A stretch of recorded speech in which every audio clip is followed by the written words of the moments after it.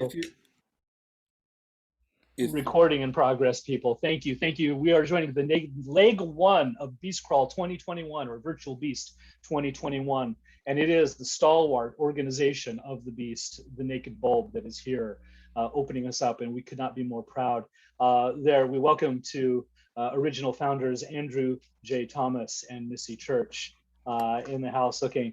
And of course, and it is, I believe it is through the Naked Bulb that we learned about the Sunflower Lioness, yes, who we see on here as Ulani Venerable. But she's got music, she's got new songs that are just ripping, kicking, and we just got a little taste of them here in just the preset. So we are getting going, and I don't know, do we have did I bio enough, or should we just get right into it? I think we should just It's get all right good. into Let's is go. everybody here from Naked Bowl? They got everybody? it. Oh, we got you, Macy's. We've got one. We've got one bulber. We've got one bulber. Here's another one. They'll come in. I think they'll be here. they're working with. Remember, they're working with a different. The poets are working with a different start time. So that's. So we'll do that. And I see that. I see you make that face, Steve Goldberg. I saw that. Oh my goodness gracious! So if you're on Facebook and you want to join in, the Zoom link is online. We're on day 2 of Beast Crawl virtual Beast. Yeah. So let's get rolling. You want to get rolling? All right, everybody, welcome. We'll give a big hand for the Sunflower Lioness. Hey, everybody! What's going on? Yes, I go by the Sunflower Lioness.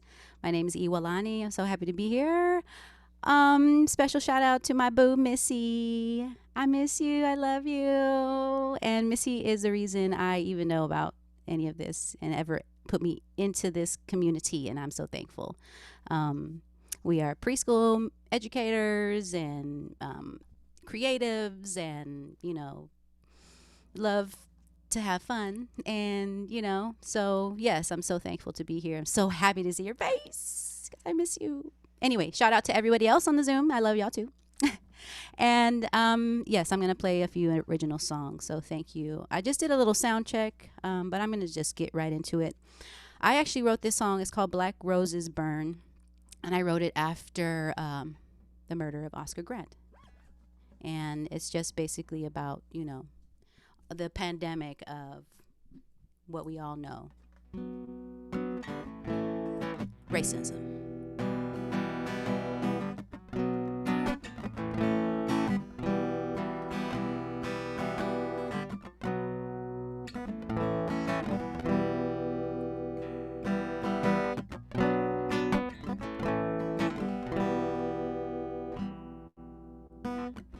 What's going on across the nation?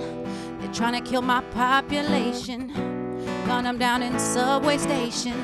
Say identity mistaken. No repercussion for the rules they're breaking. For the lives they're taking. For families they're breaking. How much more can we take, man? I don't know. I just know that we can't take no more. How many more black roses must burn till we ever learn? One love is all we need in this life of pain and strife. Love is lost,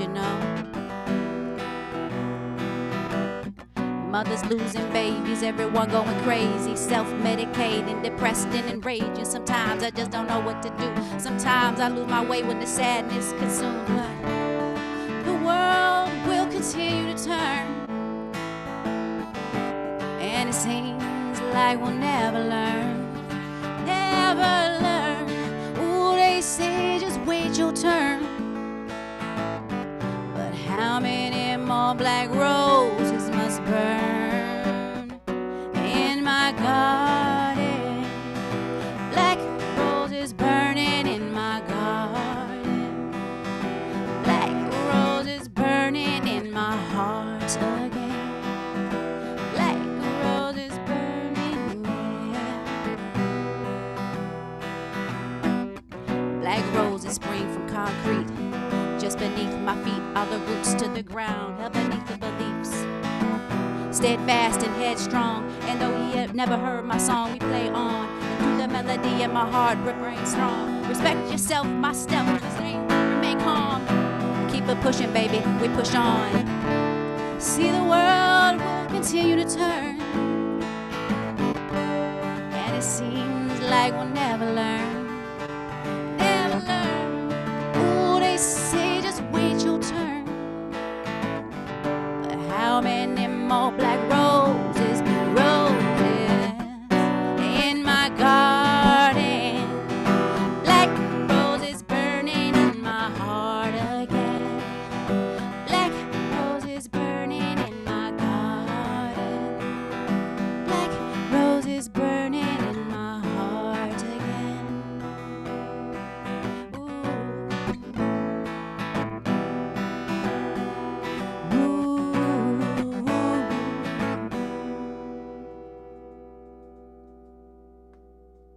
Thank you. That was not recorded, but I'm working on getting that one recorded soon. Thank you. Yeah. I was saying I'm just going to be real raw today because that's how I've been feeling, right? Just like I was saying, I feel like I've been put through the paper shredder this year. Anyway, I'm trying to piece my heart back together, and I'm sure a lot of people feel like that. I feel like, a lot of people are going through a lot of that right now. So anyway, here I am being raw with y'all. Thank you for sharing the space with me to be vulnerable and share this music. So, yeah.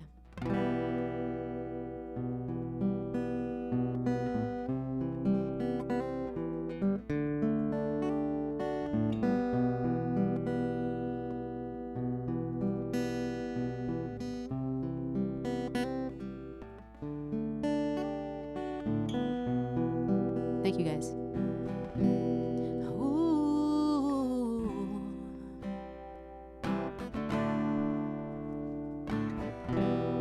Be there.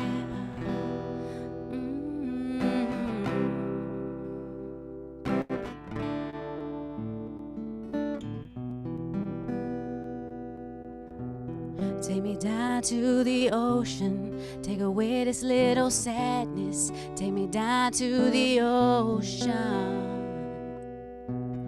Take me down to the ocean, wash away this little sadness. Take me down to the ocean.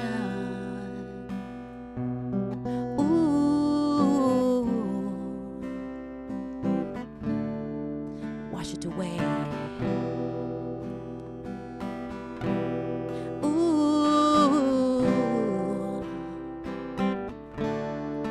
Wash it away, wash it away.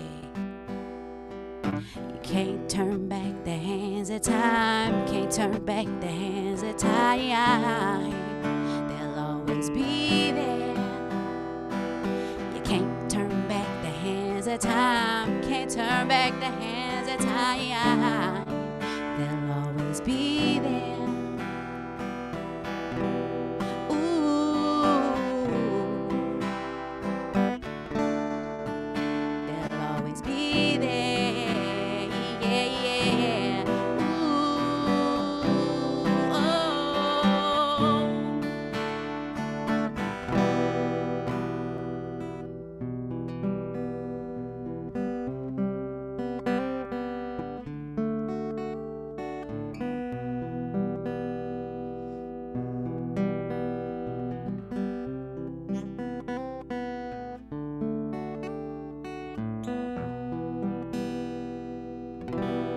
Take me down to the ocean, wash away this little sadness. Take me down to the ocean.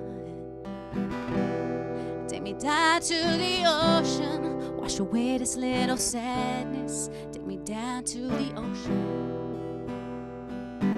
Sadness might go, yes, the darkness might go away eventually if I keep holding on to the sadness. Might go, yes, the darkness will go away eventually if I keep holding on. And yes, child, just keep holding on. Your strength through the dark of the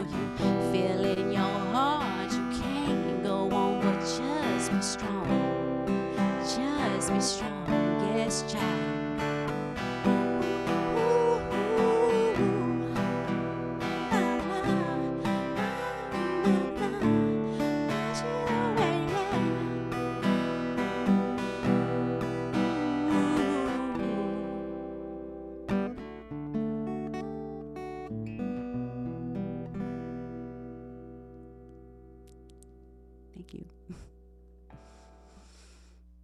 Oh, what's yo? Thank you. Oh my God. Serious? Thank you for that, Steve. I'm humbled by that compliment. Wow. Thank you so much, Richard. What up, KR? What's up? I'm just getting in the chat, everybody. Okay, yes. I'm so happy. How much time do I have left?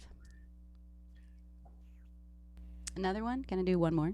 One more. One more shorter one. A shorter one? Okay, cool. Yeah. I know I'm kind of dragging them out. plus, so everybody knows, Lonnie, the Lioness is going to be doing another set of music after the Naked Bulb reading. So we'll be posting the link to that Zoom cast for the one that comes up after the Bulb, and Lonnie will be joining us for another set at that time. So cool.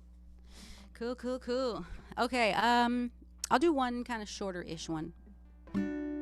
I'll maybe do just a little snippet of this one. This one's called "Take Your Time." Oh, that last one was called "Take Me Down to the Ocean." I wrote that after my dad passed away many years ago, and ocean is medicine for me. I don't know many people, but for me too, it's very serious medicine. So that was a song I wrote about that time. Yes. Okay, so this one's called "Take Your Time."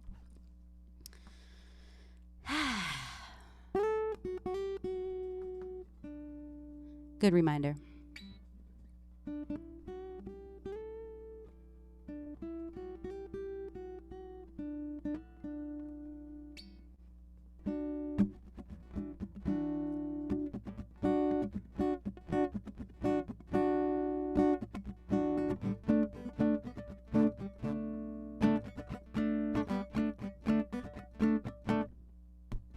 It's like a battlefield inside your mind, like a war zone. Gotta take your time because it takes a toll, and you pay every time, going back and forth. Make peace in your life when it starts pouring out deep from within, like an ocean floor. Open up, ready, swim. See, you know that you got it, yo. Everything is inside if you listen to your heart. Just close your eyes and take your time. Just take your time. Oh yes, yes.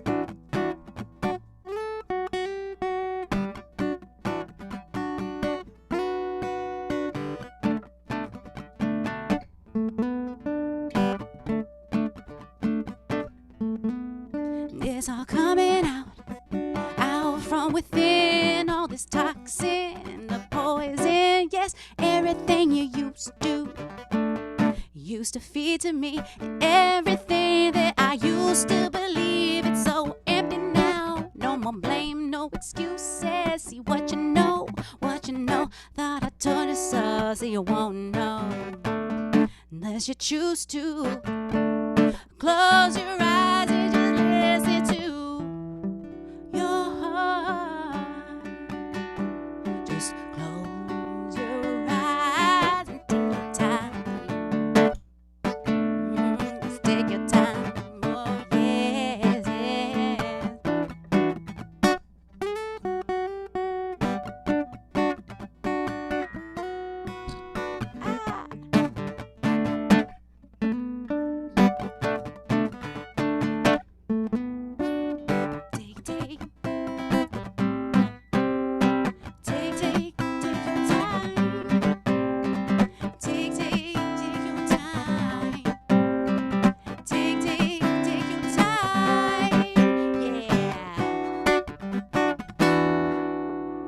Ah.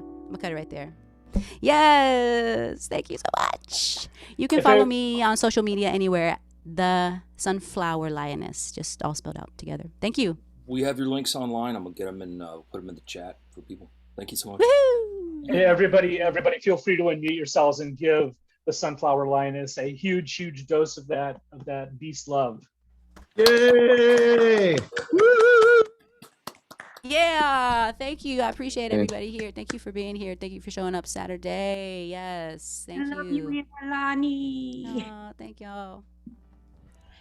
Awesome. All righty. And there we go. All righty, everyone. Yowza. Yep. You're gonna back. Okay, so this is that exciting part of the that exciting part of the show where we transition from the music to the readers, and we're going to be doing that all day long. It's going to be really crazy. I do want to say, so if you want to catch Lonnie's next set of music, which is immediately following this hour-long reading, you can do so here. I'm going to put the link in the chat screen.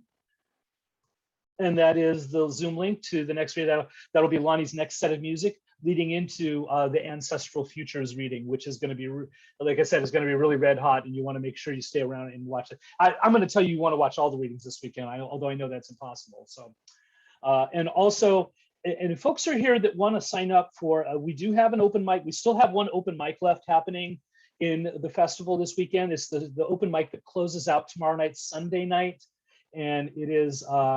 Last night's open mic was in memory of Reginald, the Reginald Lockett Memorial Reading. Tomorrow night is the J. DeSalvo Pedestrian Press Memorial Reading. And folks who want to sign up and read for that can do so. And there is the link for that in the chat screen.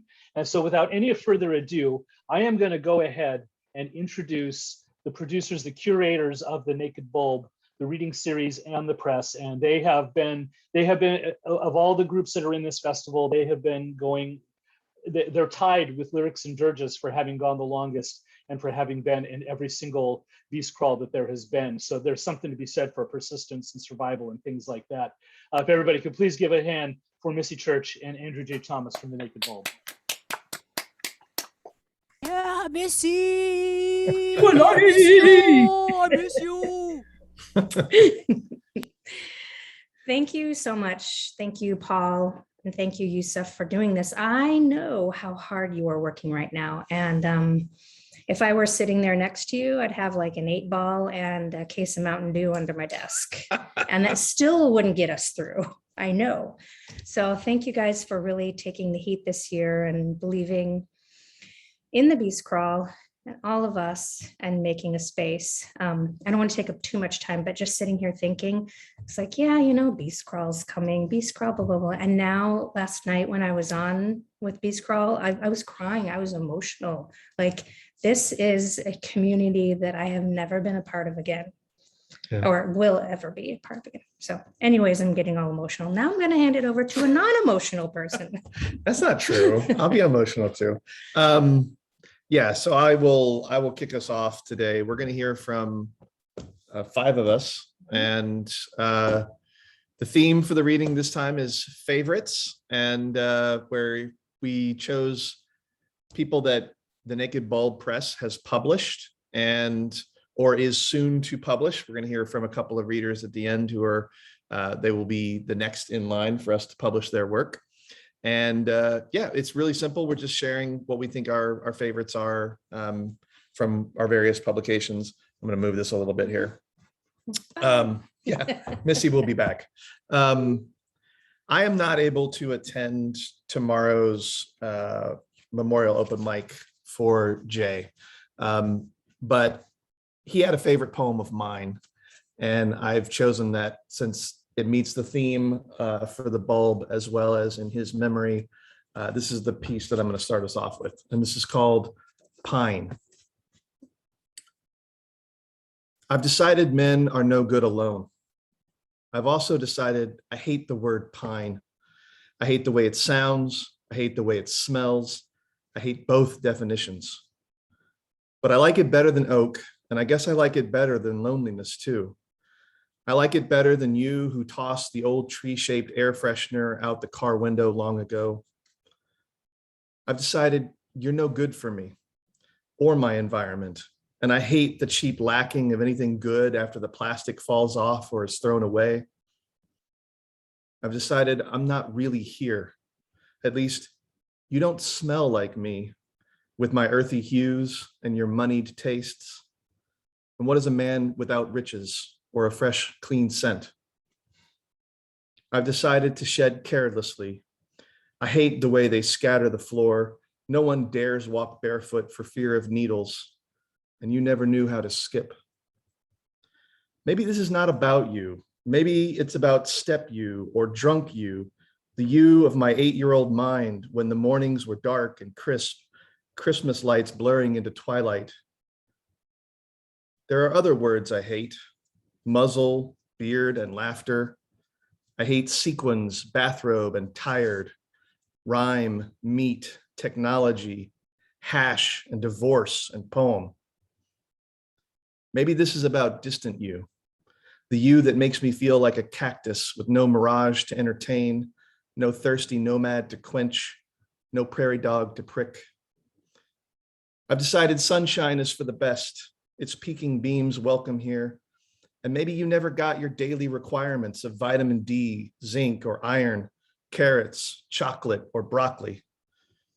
I've decided to be distant myself, the perpetual observer of half-truths, the naysayer and blind prophet, the infidel and skeptic, the Gentile and somatist, non-committal and lacking direction. I've decided lists keep me in check, and you know how much I need that. I love the satisfying feel of order and structure, completion and discipline. For what is a man without rank? I've decided that email is a friend, anonymous and simple, a level of removed. You never learned that sleight of hand. Disappearing quarters and detachable thumbs were always more up your alley. I've decided God is distant, like the small white ball of winter's sun, unable to melt the snow. But you always liked to ski the Black Diamond, and I never bothered with prayer. I've decided my face belongs in the wind, a constant struggle of erosion that cleanses when you aren't looking until too much I let slip away, leaving limbs bare to your touch. Maybe this is about never you, never there, never ready, never willing, never touching, never playing, never hearing, never kissing, never seeing, never losing. And what is a never without a should? I've decided distance is a myth, just as relative as Einstein's clock, but no short or long hand to point the way. And what is a man without a bicycle or a golden pocket watch? I've decided that words are all I know, hated, loved, ignored, or misunderstood. I understand syllables and consonants and vowels, dictating and diagramming sentences instead of learning you. I've decided this may last forever, this back and forth give and take tug of war that suits no one. You'd never let go of the rope, but the mud feels fine, I promise. My words are not worth much, at least that's what you tell me. So I go on with my lists and my distance and my hate and my reckless shedding until there is no more left of me. And we all know this is really about Pine You, a creature of ambiguity like the new moon, a celebration of nothingness. And you will remain lost to me, for after all, what is a man without longing?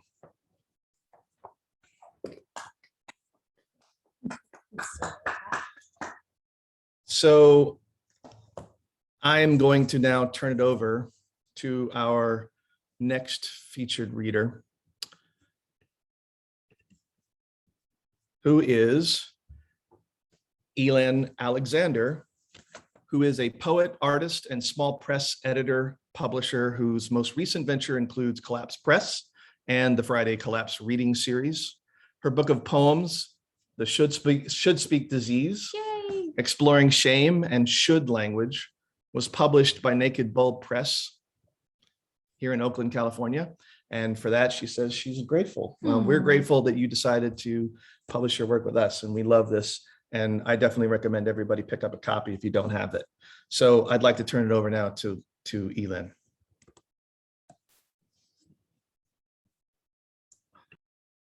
Hi, everybody. Thank you very much. Thank you for doing this. I'm sad that I can't be in person, that we're not in person this year. I miss you all, but I'm glad that we were able to do this anyway, you know, in the virtual space. The Should Speak Disease is about the word should and the language of shame. And it was important to me because it's the subtext of my life, and I imagine the life of many of you. It's something I think a lot of us carry. I am disappearing. I have no body for my mind, biding my time as it multiplies. I have rocks in my pocket and I'm sliding. I am a reduction, a sliver, woman wasted, shame sliced and simmered down. I am body basted in shoulds and shames and the linguistic brute of you. I am soft bruised to broth. I am dripping fruit.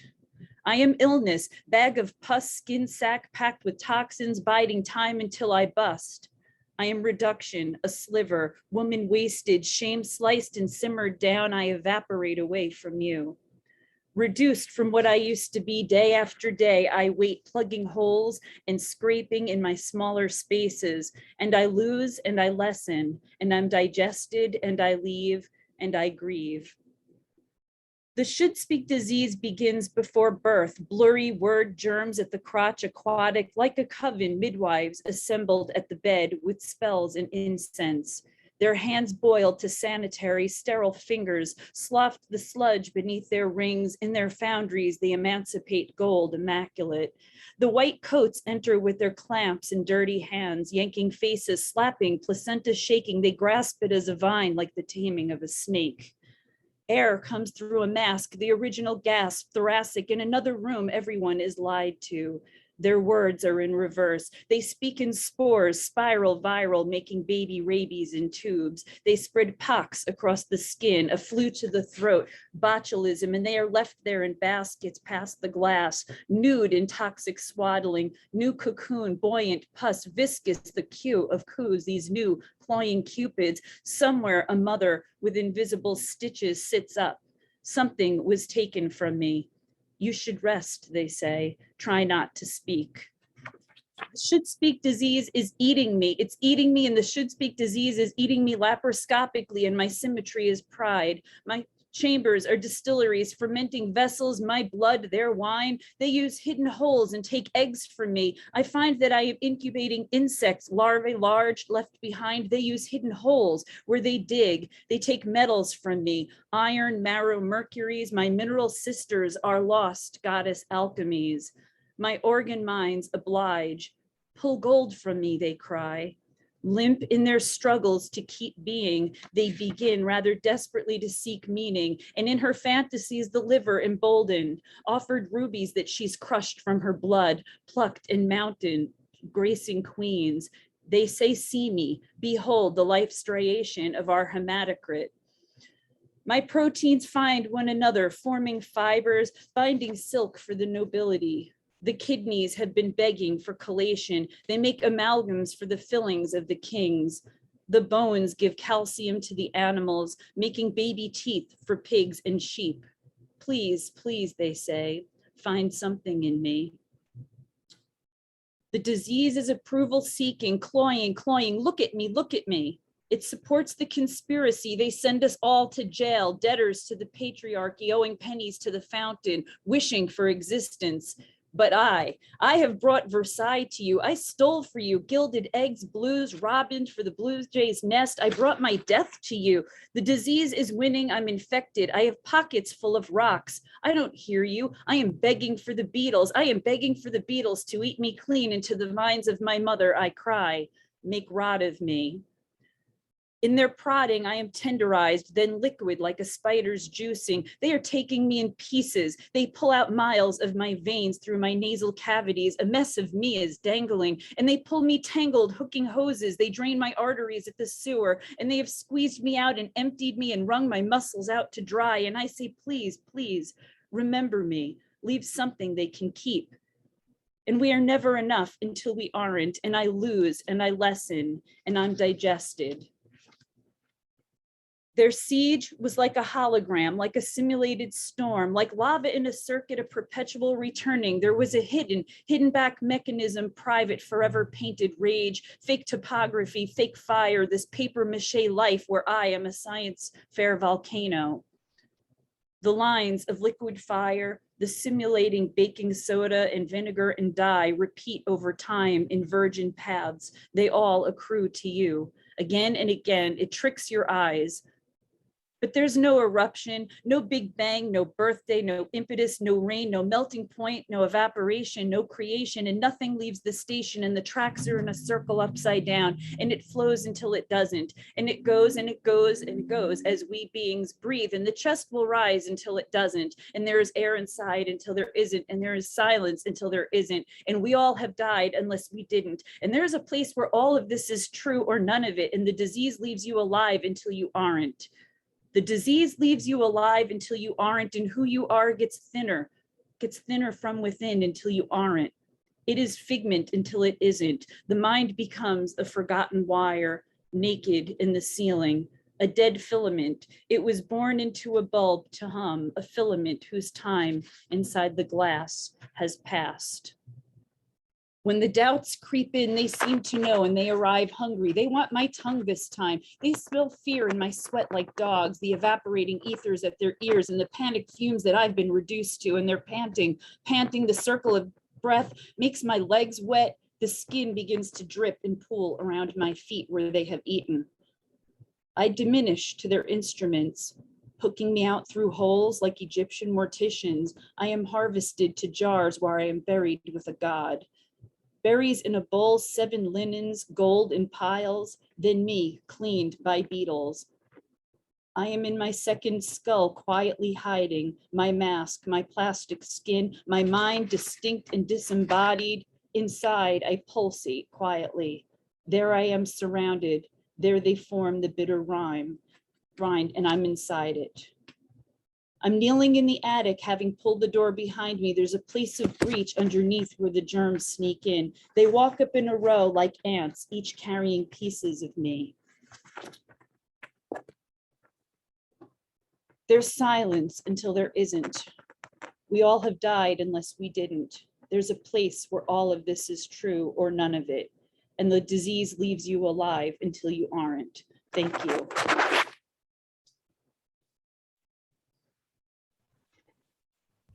Amazing.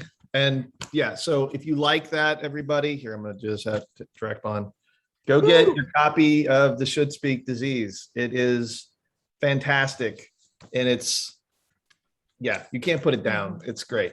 And it's in the feed. The link is. Yeah, in the link is in there. the feed. Check it out. If you liked what I read, that's from our first publication called Strange Land, my first collection of books, poems. It's also available on Amazon. And that's the order that we're going in today. We're going in order of folks that have published. Lynn, were you going to read any more? No, I'm looking forward to listening to everybody. Thank you. Just And making it's sure. In my garage, people want to. Oh yeah, and if you don't want to give your money to asshole Bezos, we have other books that we can sell you directly. You can come knock on my door. Yeah, go to Missy's house and we'll give you a physical book. Shocking, I know. Okay, so our next reader is the one and only Gary Turchin. He is the author of 6 volumes of poetry for adults and children. Most recently, he released this wonderful, amazing book, Premedicated, Pills, Poems, and Ponderings with Naked Bulb. Missy and I are both extremely humbled that he chose to work with us to bring his book into the world. And I love every bit of it. And again, you should pick up a copy. So for now, without further ado, we want to hand it over to Gary to share his work with us.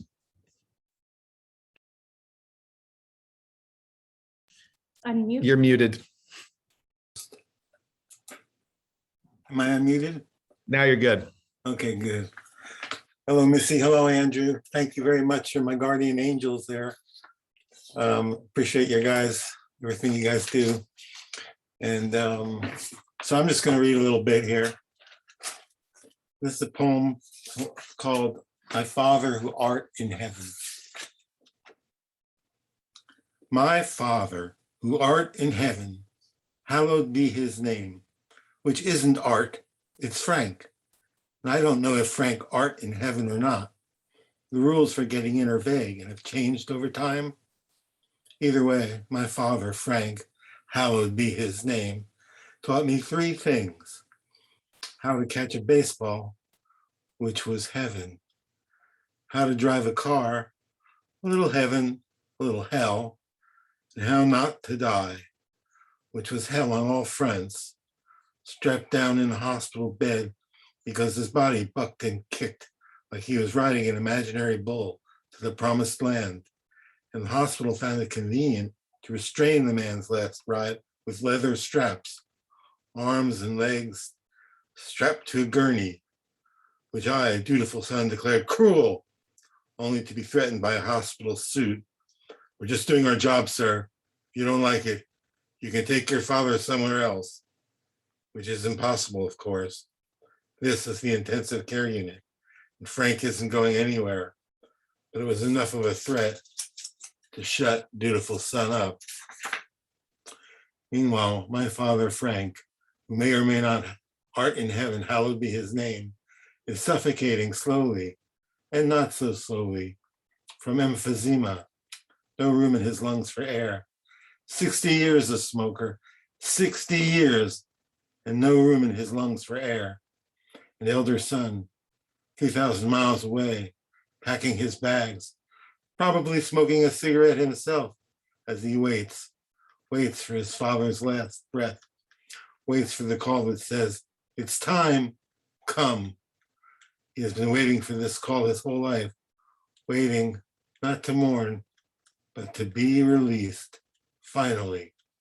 And the brood's firstborn, the daughter ballerina, danced away to Colorado after months of serving as lookout and look to and look after and look for and look over. And when she's finally reached by a hospital phone, reacts with a, look, it's your turn now. Don't call me till he's dead. And hangs up. Don't call me till he's dead. And dutiful son, anger bucking and kicking in his veins, returns to his father's bedside and conjures catching that baseball in the backyard. The one dad threw too high, and he falling backwards to catch it. Backwards, back of head slamming hard to the ground, hard, but the ball remained in the glove because he kept his eye on it the whole time. Like Dad said, kept his eye on it. That's how you do it. Keep your eye on it. And it's 2 a.m, and his eye is on Frank. Hallowed be his name. And he tries to swab the man's parched mouth, but the father will have none of it. No, no, no, he shook. The only conscious moment the whole day and night. And son is drained from his duty, drained from his anger, drained from being drained. After all, this man is tenacious. Will hang on for days, won't he? This is a marathon, isn't it? Kissing his father, he whispers, I love you, Papa. And the hurt was in how hard it was to say it and mean it. Even now, at this juncture, this cusp. And he retrieves the father's town car, a Lincoln, always driving something big, that man, and drives it home, what was once home, drives it just the way his father taught, easy on it. Let the car do the work. Keep your eye on the road. Be aware. And he's aware of time, how quickly it passes. He settles into bed or tries to, but he is too aware of too many things to find sleep's slope. An hour later, the phone rings. It's the hospital. Your father has passed. And he calls a neighbor who has been keeping an eye, and the brother, now on his way, who took it as one last fatherly insult. That bastard died on my birthday. He waits dutifully till morning to call, Miss, don't call me till he's dead. And sleep is hopeless now. A well of energy surges in his veins. Is it relief, regret, revenge? And his curiosity gets the better of him, and he retrieves the will. He knew he would, and starts the accounting. Keep your eye on the ball. Keep your eye on the road. Keep your eye on those called together when your heaven calls you home. Thank you very much.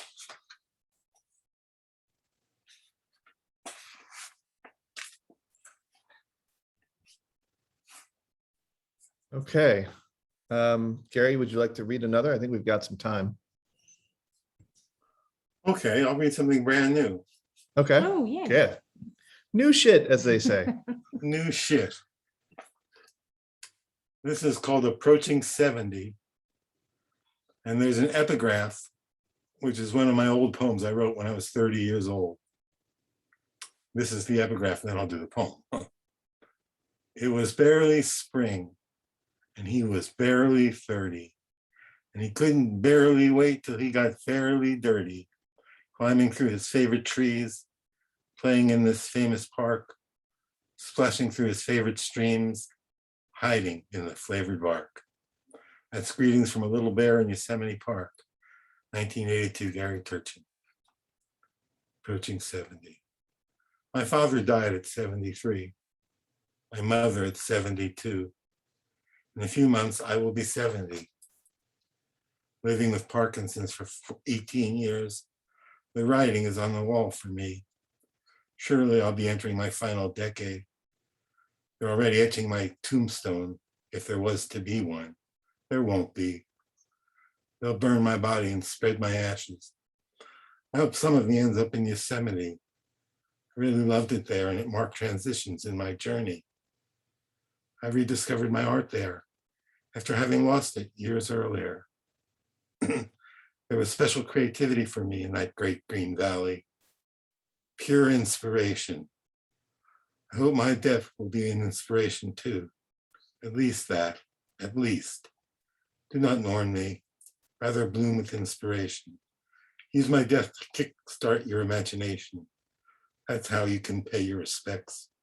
That's how you can honor me. No tears, unless they're caused by the glint of starlight in your eyes. No prayers, unless they're the poems and stories you want to share. No eulogies, except through your art. It doesn't even have to be about me. Let the stardust in your eyes be your guide. Woo! Awesome. Thank you. Thank you. Thank you, Gary. Our next reader will be our next published poet, a collection that she's given us, entrusted us to bring into the world. Ruth writes poetry and prose on a range of topics, from the gritty to the surreal. She's written pieces about harm reduction and Nazi punks for Broke-Ass Stewart and Maximum Rock and Roll, flash fiction about aliens and doppelgangers for The Fabulist, and memoirs about rock and roll and heartbreak for Litro UK. Her first chapbook, All the Wrong Places, will be published by Naked Bulb in February of 2022, something for you guys to look forward to in the new year. And so without further ado, let's turn it over now to Ruth. Hey, y'all. So I am going to be reading some excerpts from All the Wrong Places. I got to say, I do write poetry. All the Wrong Places ended up being more of a prose type of a jam. So I'm going to read my favorite 3 selections from that. The first one is called Fox Mulder. My heart belongs to Special Agent Fox Mulder. Every time I go to the library, I look for his face in the TV magazines. If I find him, I rip the page out and hide it in my pocket. It's the 5th grade, and I am in love. The bedroom I share with my little sister is painted canary yellow, but because of her, it smells pink, like fake strawberries or the hair I chop off her Barbie dolls. We sleep on the bunk bed platform my dad built when he decided we were too old to share a bed. She's on the top with a railing to keep her from falling out in her sleep. I'm on the bottom. I've taped an entire constellation of fox Mulders above my bed, and when I sleep, they gaze down on me with haunted bedroom eyes. There are 2 doors in our room. One opens onto the kitchen, and the other leads into the bathroom. I've recently discovered the possibilities of the detachable nozzle in our shower. I don't realize I'm supposed to think about Fox when I do it. Usually, I just think about TV static, pulsing and crackling behind my eyes. Sometimes I use up all the hot water. Then my dad gets mad. "What are you doing in there for so long?" he asks me. I say nothing, just taking a bath. He gives me a weird look, but he never says anything about it. The girls at my school like that dumb TV actor, Jonathan Taylor Thomas. When they ask who I like, I say Fox Mulder, and they want to know why I would like someone so old. It doesn't matter to me. Fox is soulful. He's been hurt in the past. His sister was abducted by aliens when he was little. He's fashionable. He wears a suit and tie with dress shoes, not those cheesy sweaters and jeans JTT has. And plus, he has a gun. JTT probably doesn't even know how to use a gun. I know all this because I watch Fox's show every Sunday night in my living room with all the lights off.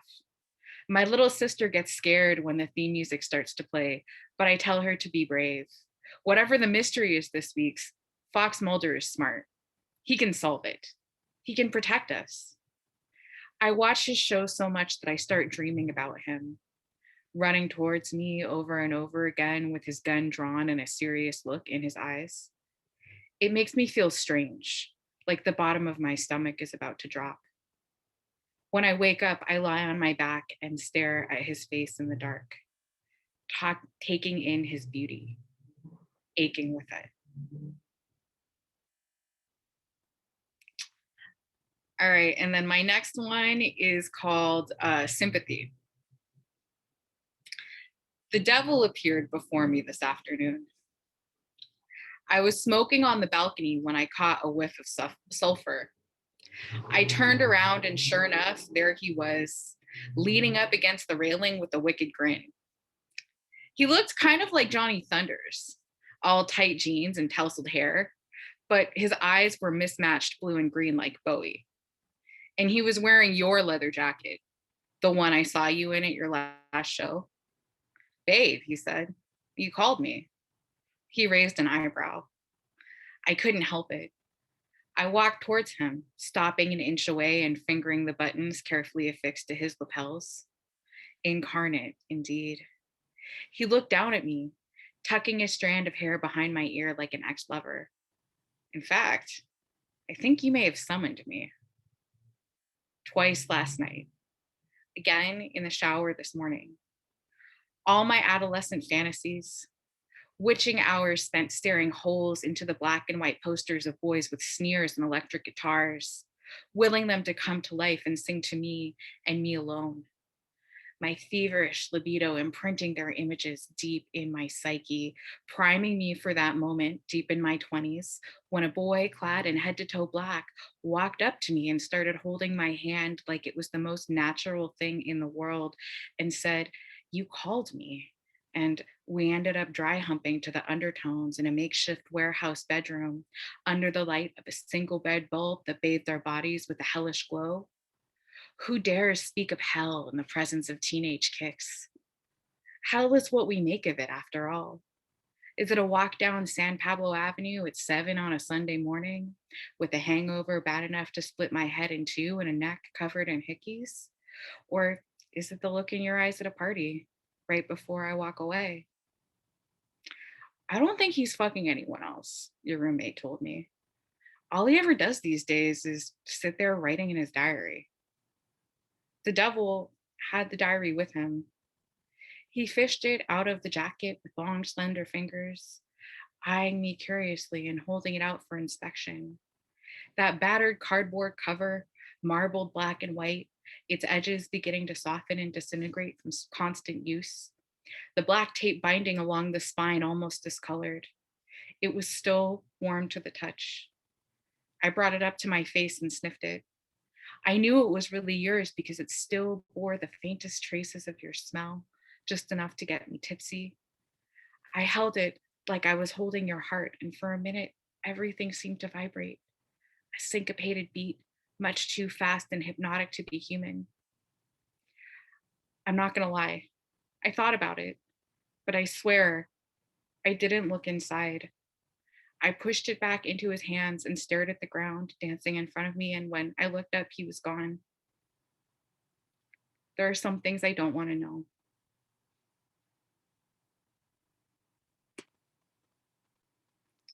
Do I have time for one more?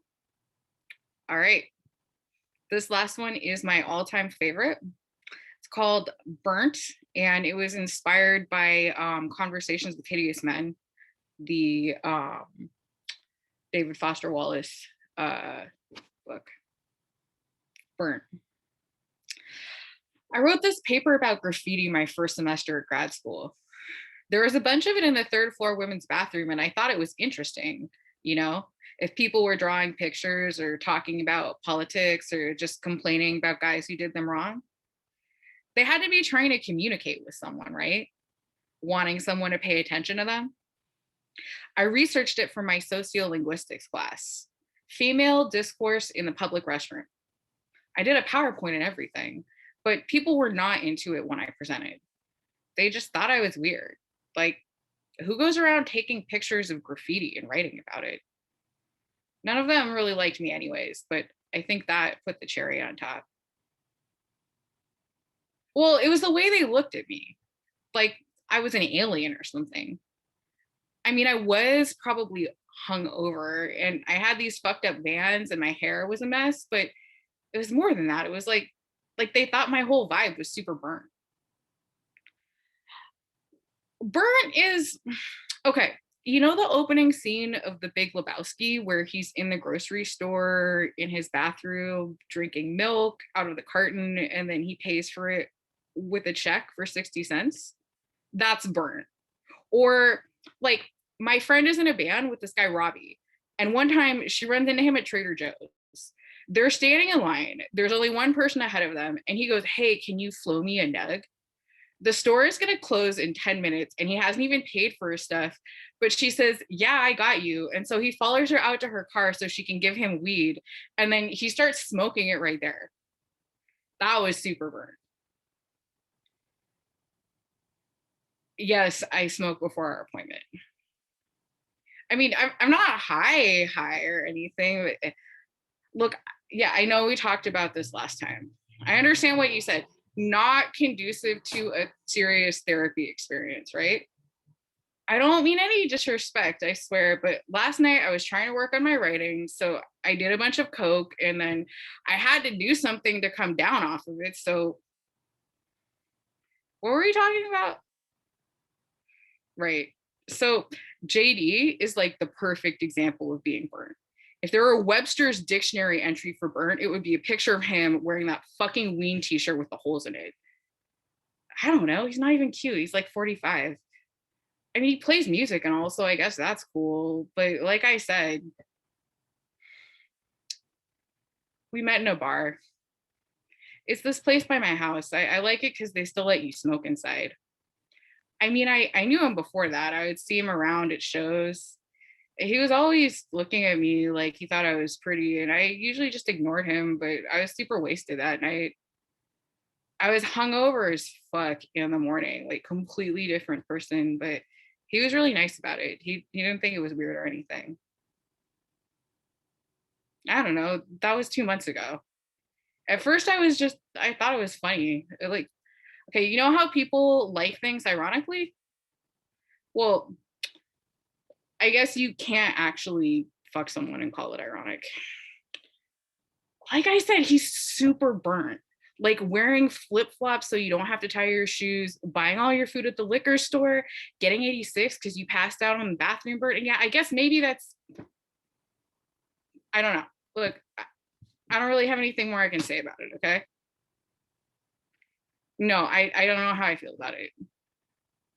Yes, sis, I know we're out of time.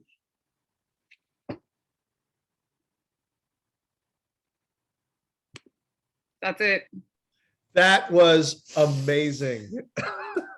I'm not even high and it's hilarious. Yeah. So you know That was it's great. good.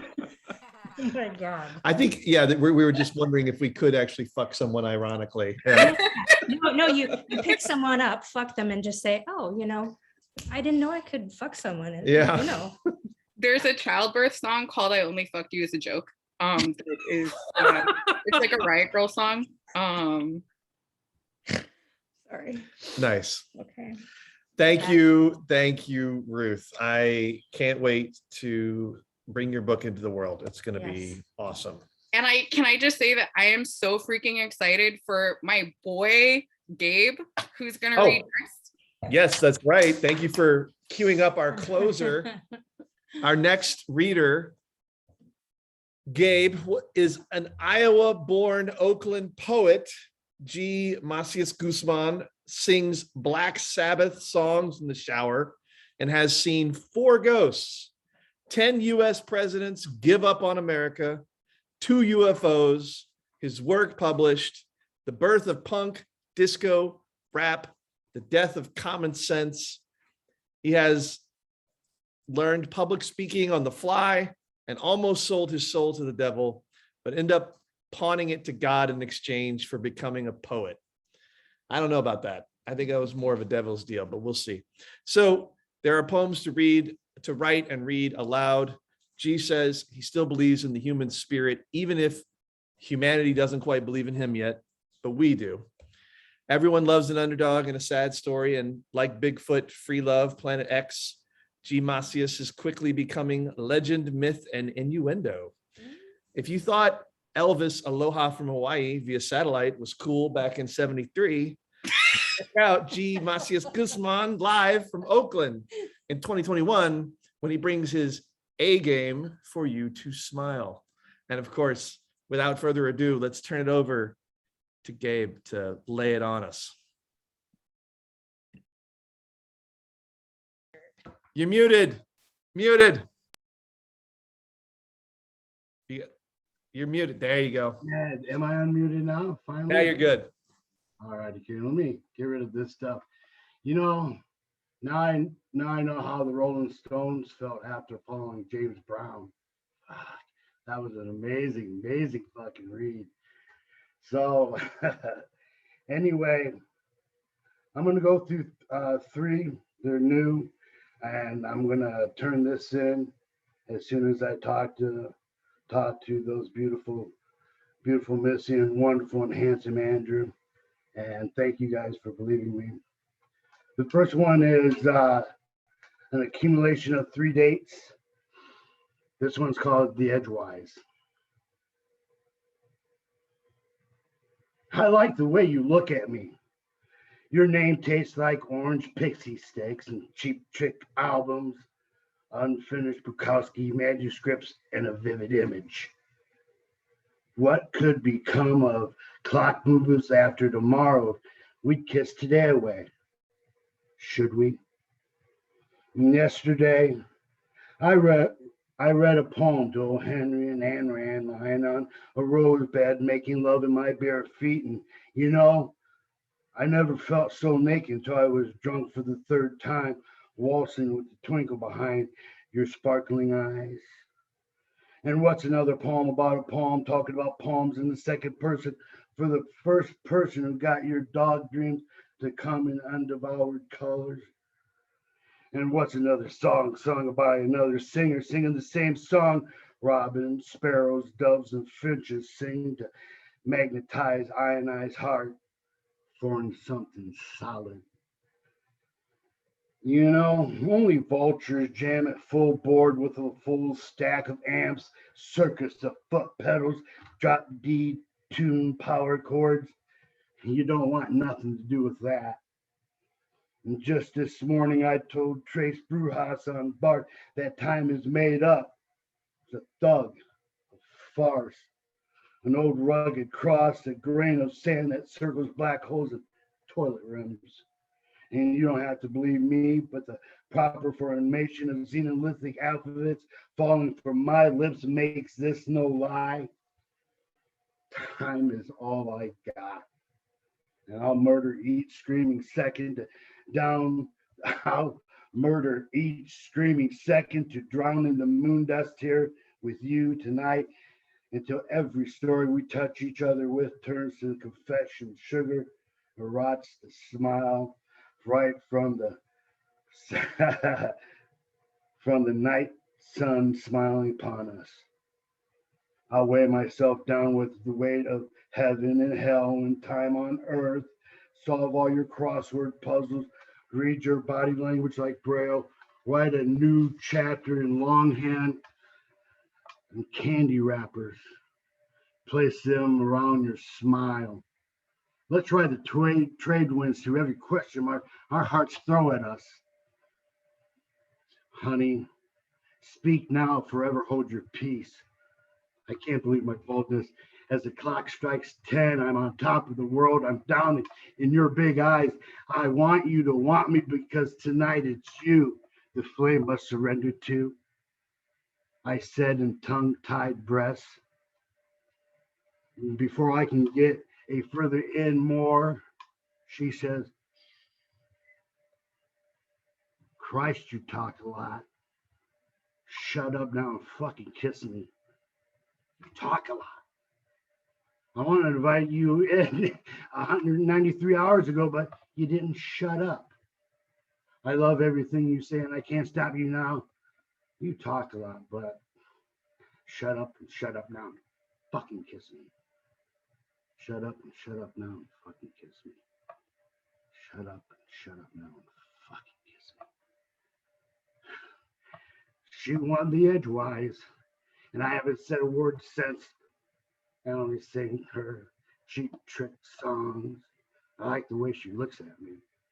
Lucky you taste like orange pixie sticks. With all that moon dust in my mouth, I drown. Next one is called Switching Up the Ride. I told the horse I rode in and I told the horse I rode in on I'm going somewhere, but only my guts knows where that someplace is, and I can't bring him any further. He wished me luck and told me if it ever comes down to buying food or scoring weed, get the dope, because the world tastes better when you're a stoned rabbit running from dogs. But I'm tired of running. So on the long walk home, I tell my feet my secrets ain't up for debate, looking for a brighter doom. That even in darkness you'll see once you adjust to the blackness. And now that I've slowed down, I feel something lurk, but so do I. I lie in my made bed, think about poetry and drudgery and scoring a fat sack of some mean, kind, bad bud with little to no money. Somehow, some of the most beautiful people I know sit at home with a broken heart that I'll never be able to fix. A silver lining lurking comes from the shadow and says, I want one golden moment from you within the melancholy and infinite sadness. All right. I'm almost 96.3% sure that I'm going to see tomorrow, I says. But if I don't, at least I know I have a talking horse. The next day I woke up late and rode my new Mackenzie Valley Wolf, who doesn't say much to the dispensary with my stimulus check. Grabbed an ounce to puff on. Why my gut leads me to a broken heart falling into a place and a brighter doom. Do I got time for one more? Well, I'm going to keep it short, and it's called Keeping the Good Stuff. I want to give you a hug I got from Fat Buddha. I want to give you a hug I got from Fat Buddha. The secret I won from Jehovah in a poker game, still in an envelope I haven't opened yet. 2 promissory notes I got off Lucifer at an NA meeting for an eighth of weed. Those I did look at. I thought about hanging on to one of them, but I really do like you.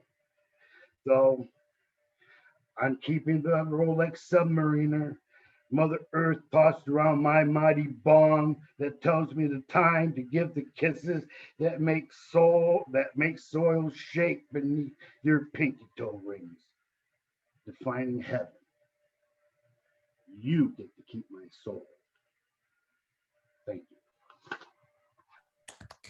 Yay. Thank you very much, Gabe. Gabe. All right, I think I'm going to cajole. We're a little bit early, so I'm going to cajole Missy to read a little bit for us too. Since Yes. Missy. Missy. All right, we gotta. it wouldn't be a naked bulb reading without something from Missy, right? Yeah, like me pissing on the stage or something. I can do that. No, we're in my house. Let's not do that. If That's you want right. to, I've already done it once. Sorry. It's actually the dog. I did anyway. Sure. she just blamed it on the dog. Here, Yeah. fluff me up while I find the poem. Okay, well, everybody knows Missy Church. If you don't know Missy Church, then are you even part of the East Bay lit scene? I don't know. She basically started a very intimate backyard reading in Oakland in the Fruitvale neighborhood, and it was called The Naked Bulb. This is a photo from the backyard stage, and it's just a magical place where anybody and everybody is welcome, and you can share whatever is on your mind, whether it's poetry or prose or music or comedy. And Paul's daughter oftentimes would close out every session, and it's very much like family. It always has these magical moments, and you really created a space. And I think that's really what we are trying to now extend to the press. We're trying to do the same thing with the press that Missy did with her backyard reading. And I don't know, I personally am very grateful that she started that so many years ago. So without further ado, let's hear from Missy. Well, thank you. Well, I couldn't do it without you. That's for sure. And Paul and everybody else. Okay, this is a poem about not one of my favorite places, but my mom's favorite place. And she kind of waffles back and forth, but this is probably the top pick of where she wants her ashes to be put. This is called I Passenger, Jackson Hole. Up here, I see the comparison between clouds and the lack of foothills littering the nature side. Cousin cicada gone rustling in the wind between bluegrass and trees. Wyoming, Idaho, Utah, and back again. I, passenger gone rattlesnake, taking 6 days to go nature mad. I know the difference between eagle nest and beaver den, between gift shop souvenir and arrowhead, between my hunger and poor eyesight of a raft, a rat, and a squirrel. I, passenger gone blind on the rapids, youth and the occasional confusion. I do not know the difference between train car and subway car.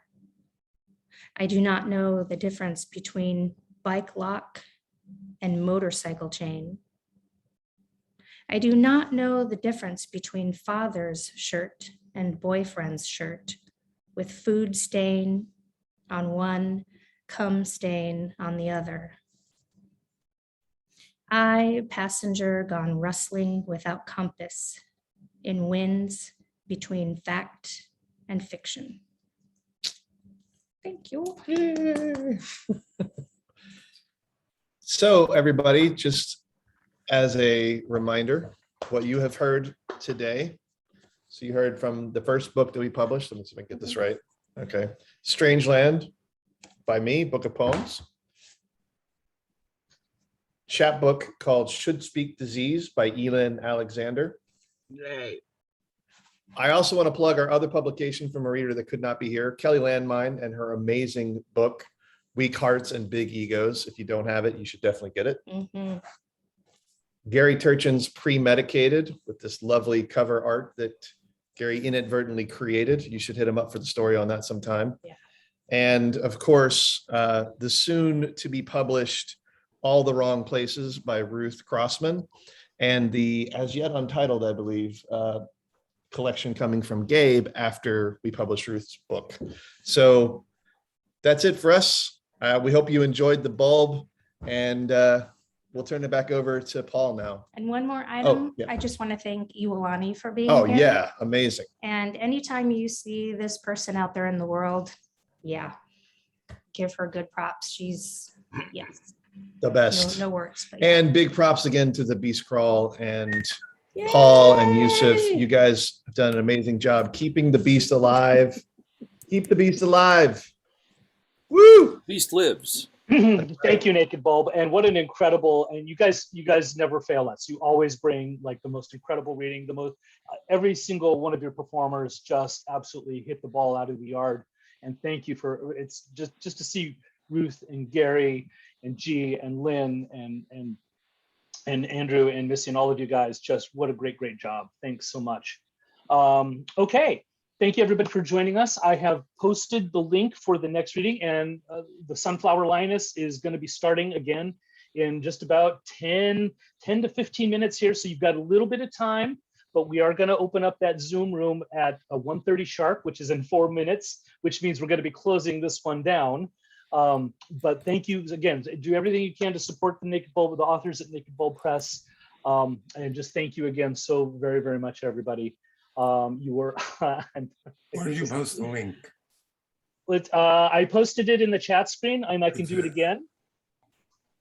You see that, Gary? You see that in the chat screen, Gary? Oh, whoops. Darn it. I'll find it. Yeah, it's also on the web. It's also on the event site as well. So right there, and it's on the Facebook page, and it's on the you'll find it. Sure. Yeah, it is. It's there, and it's in our chat screen right now. So thank you so very much, everybody. Great time to grab a drink or something to munch on real quick, and then please join us for Ancestral Futures with Audrey Williams as a curator coming right up. And see you guys shortly. And woohoo!